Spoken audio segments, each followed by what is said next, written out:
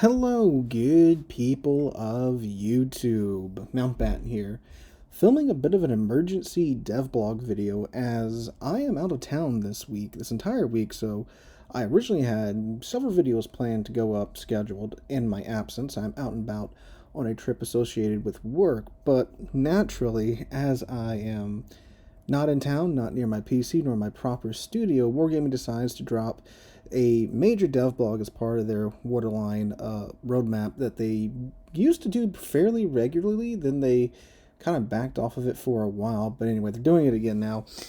And the main thing I want to talk about is something that was announced in the dev blog that they released today, the day of recording. At least link to this, of course, will be in the description down below as always. And again, if you didn't catch that, I am out, not in my normal setup. I'm in a hotel room right now, so if you hear some noise in the background or whatever, I'm sorry. There's nothing I can do about it. Working off of, 5-year-old MacBook Pro's microphone right now. But anyway, let's go ahead and get on into it. So the devblog is titled Update 14.2, Experimental Ships, Classified Documents, and the Return of Operations with Flagships.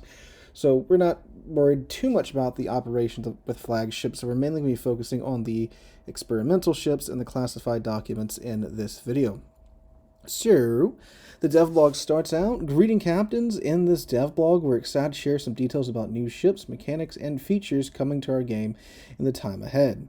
We work hard to continually bring new and unique content to our players, but we are also aware of a mounting complexity brought about by the sheer amount of content accumulated in our game over the years, which can sometimes make it difficult to keep up. Starting with update 14.2 until the release of update 14.7, so 5 patch cycles, not 5 patch cycles, 5 patches, we'll be trying a new approach.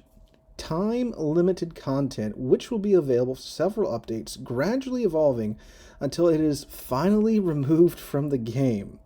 Time-limited content will have the same quality as the other features we are introducing to the game and will undergo equally thorough testing. It will allow us to introduce new features to the game while avoiding the risk of making it too complicated in the long run, and allowing us to safely remove features that don't work out. Content that is well received by our community, however, will of course be considered for re-implementation in the future. This way we can enrich and add new depth to gameplay without interfering with its core. So that's concerning for a couple of reasons, because, it's already like, well, we already have so much time-limited content. Think about all of the premium ships that come out for an event, disappear thereafter, and we don't hear about them from another 6 months or a year. So that's one aspect that myself and many others are like, well, we already are doing this, so are we making it, official that there's going to be more FOMO tactics and FOMO events in the game, or what's going on there? On the other hand, we do certainly have times where there's 6, 7, 8 events going on in the armory. Like right now, we've got again, I haven't been playing the game this week because I'm out of town, but from when I left last week, we had the Wishing Wharf Dutch Cruises Early Access event, Dogger Bank, couple other things going on in the armory all at the same time. I'm sure many of you remember, I think it was over the summer where there was 12 events going on in the armory. So it's okay, I can kind of see where they're maybe coming from here, but I don't think this will be too much better. Again, we'll see what they're talking about with 14.2. But that's just oh god, are we, again, more FOMO? Really? Is that what this means? But I guess we'll see in the future. So I don't know. I need more clarification on that before I can render judgment. But I guess we'll see, again, starting with 14.2. So while that itself is a pretty crazy thing for them to open up this dev blog with, don't worry, dear viewers, it gets crazier. So, experimental ships. So these guys, which were announced all the way back in November, the first round of them, the Mets, the Vizsla, and the Oregon, when they were first announced, in that first video, when I go over that dev blog, I'm like, okay, what are these new ships for? Or are they for, I thought they were maybe new premium ships or a new type of ship. But as many of y'all pointed out in that original dev blog, they did say that they were for their own temporary event. Well, turns out that might have been a bit of a don't want to say a lie. Maybe some plans change behind closed doors, but they're not for a temporary event. What do I mean? Well, let's take a look at it. So they say in November we announced Mets Vizama and Oregon. These ships are subject to a new gameplay concept which is geared toward captains that prefer aggressive play and can make full use of their special features. Starting each battle with their health pool depleted to below half, these ships gain significant buffs to the main battery performance based on lost hit points. At closer ranges, they have an ace up their sleeve, a limited stock of improved ammunition delivered via the burst fire mechanic, trading main battery firing range for significantly improved armor-piercing shells. You can find some more details on the concept in this DevBlog post. Please be advised that these ships will have no modules to research. Their economic earnings will be similar to Tech Tree ships of the same tiers, and you'll be able to change commanders for these ships without the need to retrain them. So again, they're special ships, right, basically is what they're saying there. So that's nothing too new, but what is new is, well, they're coming to the game in 14.2, which is, I believe, should be going live, I think, this week or maybe next week. Again, I am out of my normal environment, shall we say, so I'm not as in tune as what's going to the game as I normally am. But anyway, so they said we're ready to bring these ships to the game already in update 14.2. Here's how to get your hands on them. Since these ships are primarily meant for seasoned players, first of all, you'll need to gain a special access by either completing a special combat mission for Tier 9 ships or spending free XP. After that, you'll be able to work toward unlocking these ships by completing special missions. These missions will bring you a new currency called Action Reports. You'll use these together with credits to obtain the ship's components. Collecting enough components will allow you to unlock the ships themselves.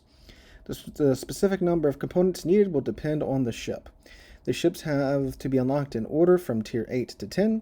Once obtained, you'll be able to bring these ships into all battle types. They'll be available for a duration of several updates, and then will be removed with the release of Update 14.7. There will be a special mission chain that can be completed only with experimental ships and will reward you with coal. After their removal, commemorative rewards will be given to all players who unlocked all of these ships. Lastly, please be advised that balance changes may be applied to these ships in the future. So, we're getting these crazy ships that are, all hyper aggressive. You can start with half of your HP. They have an improved adrenaline rush before you can actually tap the original, before you can slap the normal adrenaline rush on top of them. And then, of course, you can put, any type of special unique commanders on there to improve them even further. So I guess that temporary event was just having these ships to be able to play in, again, all modes, ranked, clan battles, and randoms. That is nuts. So this is a whole nother type of ship that we're getting in the game. They're not of a different tier or anything, but it's a whole different type of ship that has, this improved ammunition, improved limited burst fire mode, or whatever they want to call it, and you can take these into random battles. So that's a little nuts. Granted, I haven't seen too many of these ships in game. I don't know if they're performing okay, where Wargaming's good with them going into battle. I mean, I guess they are, which is why they're releasing them into battle, into the game, into all battle types. But the fact that you can take them to clan battles, ranked, that's crazy, releasing these ships into those modes just out of the gate. I could see maybe releasing them into randoms or into their own special game type, like super ships were when they first came out, and then if it goes well there, they can tune them to release them to random battles. But just straight into random, straight into ranked, straight into clan battles is absolutely nuts in my opinion. But don't worry, it gets crazier there. So, if you remember, there was the D-Day event where we had classified documents that could apply certain buffs to your ship for that operation. Well, guess what, dear viewer? In 14.2, classified documents are returning to the game. Not only in the Operations with Flagships event, or temporary battle type, but into random battles. This is completely absurd, in my humble opinion. So we're not going to talk about it in Operations with Flagships, but we're going to talk about it in random battles, as that's the the most played game mode and what most of you are probably most familiar with. So they say about these classified documents in random battles. In random battles, classified documents will buff your ship against a specific enemy ship.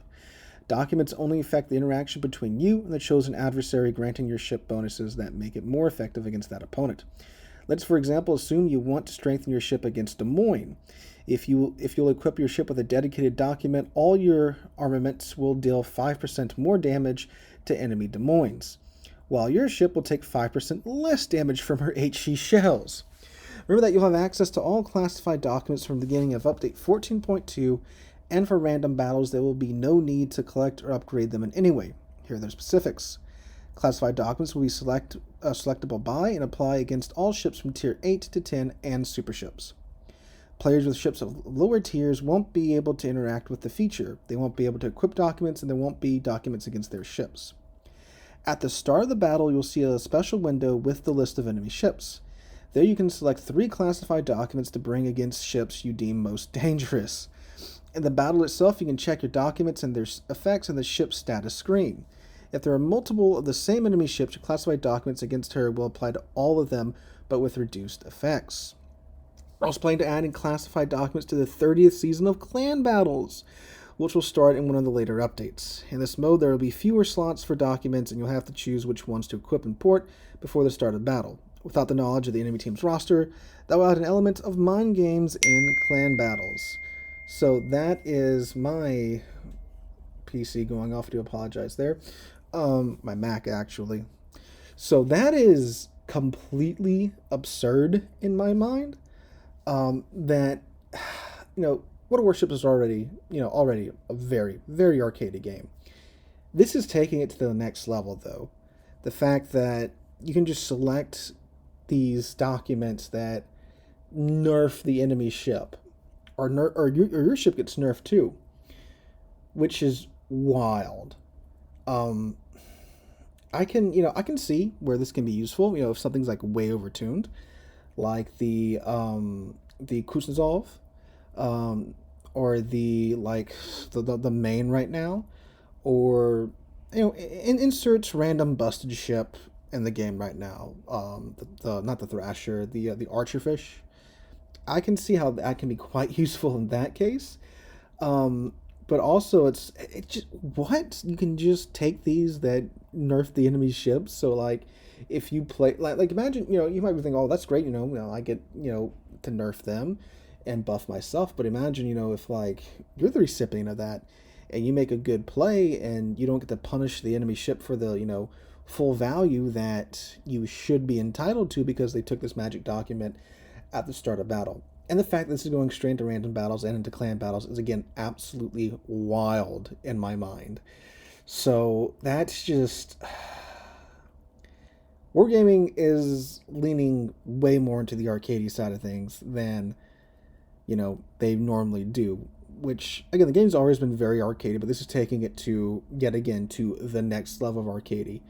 So this is like, I think we're getting some World of Tanks elements in here from my understanding of how that game can work and some of the things you can do in that game, especially with the the special ships now, the experimental ships and all this jazz, and collecting plans for them and all that. So this has just been a wild ride. I'm going to need some time to process this, but let me know what you guys think in the comments down below. You think this is good, this is bad, or maybe you're just kind of in the middle about it. Just share your thoughts down below.